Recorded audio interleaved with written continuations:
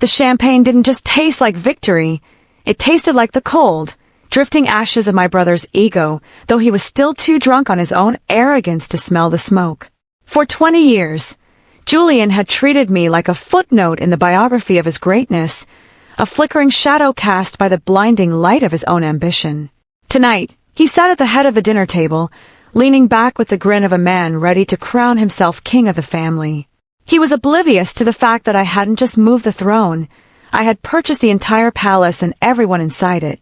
The power was shifting, the map of our lives was being redrawn in permanent, lethal ink, and by the time the main course was served, Julian would realize that the sister he called nothing was now the only person standing between him and the professional abyss. Stopping the story now would be like walking away from a ticking bomb. Just seconds before the countdown hits 0, you need to hear the sound of the glass shattering. The evening began with a strange, performative kind of quiet. My mother, Margot, was setting the table with a surgical precision I hadn't seen in years. She only acted this way when she expected a monumental announcement. The good porcelain plates were laid out, the heavy crystal glasses that caught the light like diamonds, and that small, decorative bowl of mint she placed in the center, a ritualistic touch that no one ever actually dared to disturb. It made the air in the dining room feel heavy, pressurized, and undeniably important. Julian arrived exactly 20 minutes late. It wasn't an accident. It was a calculated entrance, a part of his personal ritual to ensure the evening was waiting specifically for him to breathe life into it. He strode in, kissing Margot on the cheek with a flourish, clapping our father, Arthur, on the shoulder with a heavy-handed camaraderie, and dropping into his chair with the loose, unearned confidence of someone who believed every room he entered was a stage built for his performance. I sat directly across from him, the quiet sibling. He barely looked at me. That had been the rhythm of our lives for 3 decades. I existed in his peripheral vision, a blurred figure somewhere between a younger sister and necessary background noise. The dinner moved with agonizing slowness through the predictable script. Office politics, the local traffic, the neighbor's new SUV. Julian navigated these topics with the practiced ease of a politician. Then, he set his silver fork down with a deliberate clink that silenced the room. "Well," he said, his eyes gleaming with a predatory sort of satisfaction, "I suppose I should tell everyone the real reason I called this meeting." Margot's smile widened instantly. She had likely been holding the secret for days. "I've been named the new regional director of Vanguard Systems," Julian announced. Arthur let out a short, admiring whistle. Margot covered her mouth in performative delight. My aunt murmured about family pride, her eyes shining. Julian lifted his glass to progress, and everyone followed suit. Everyone except me. I didn't refrain out of spite. I simply hadn't moved yet. I was watching the scene like a director watches a play they've already rehearsed 1,000 times. Julian noticed my lack of movement. His smile shifted, losing its warmth and sharpening into a blade. "Did you hear that, Sloane?" he asked, leaning in. I nodded. He seemed satisfied for a moment, then added the line that turned the room to ice. "I'm the regional director. And you're still nothing." A few people chuckled, that hollow, automatic laughter that fills the air before anyone decides if a joke is actually funny. Margot shifted her weight. Arthur stared at his plate, suddenly fascinated by his steak. No one corrected him. They never did. I simply smiled. The timing was too poetic to be ruined by anger. The day before had been spent in a hushed, mahogany-paneled office downtown. 4 hours of dense legal jargon, 2 lawyers, a tired financial advisor, and a founder who was ready to walk away from his empire. The signatures had been careful, the ink heavy on the page.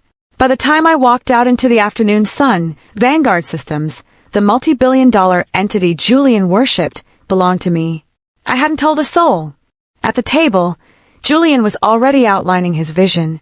He spoke about leadership alignment, about the new phase he would be spearheading, about how he was now responsible for every office in the region. He spoke with the absolute certainty of a man who believed the walls around him were indestructible. I sat there, listening to him plan the future of a company that, as of 4 p.m. yesterday, required my personal authorization for every major move he intended to make. It wasn't revenge. It was the quiet, cold clarity of a predator watching a bird fly into a glass window. My phone vibrated in my pocket. A text from Elias, my lead counsel.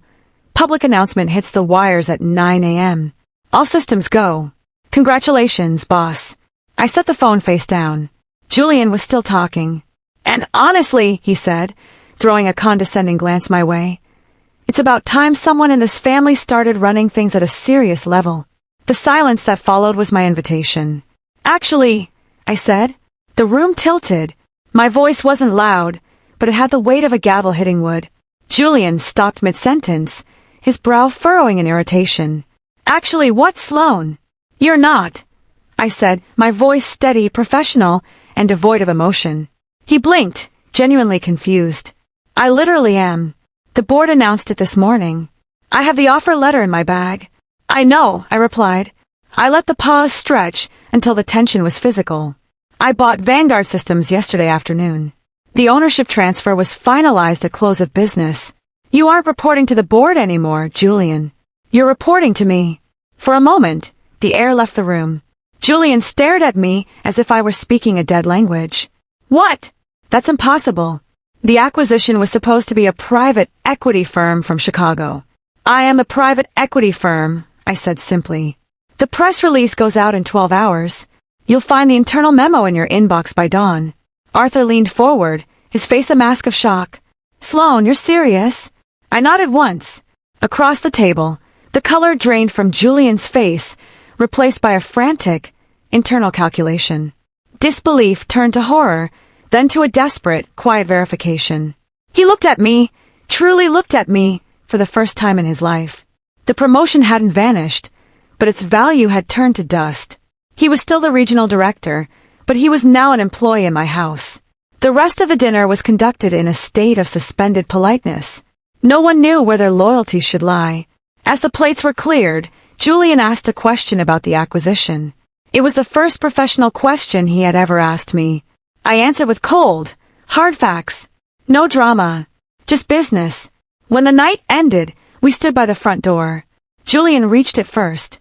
He paused, his hand on the brass handle, and then he stepped aside, holding the door open for me. It was a small, perhaps automatic gesture, but it felt like the shifting of a tectonic plate. I walked past him into the cool night air, feeling a profound sense of peace. For years, I thought this moment would be loud. I thought it would be a scream. Instead, it was just the quiet sound of a room finally finding its level. Sloane spent years being the nothing in the room while she built a mountain behind her brother's back. Julian learned the hard way that the quietest person at the table is often the one who owns it. Smash that like button for Sloane's victory, and hit subscribe to join our community of strategic thinkers. Don't let anyone define your worth. Tap the bell icon, and I'll see you in the next one. Tell me in the comments, have you ever had a quiet success that changed everything? Let's talk.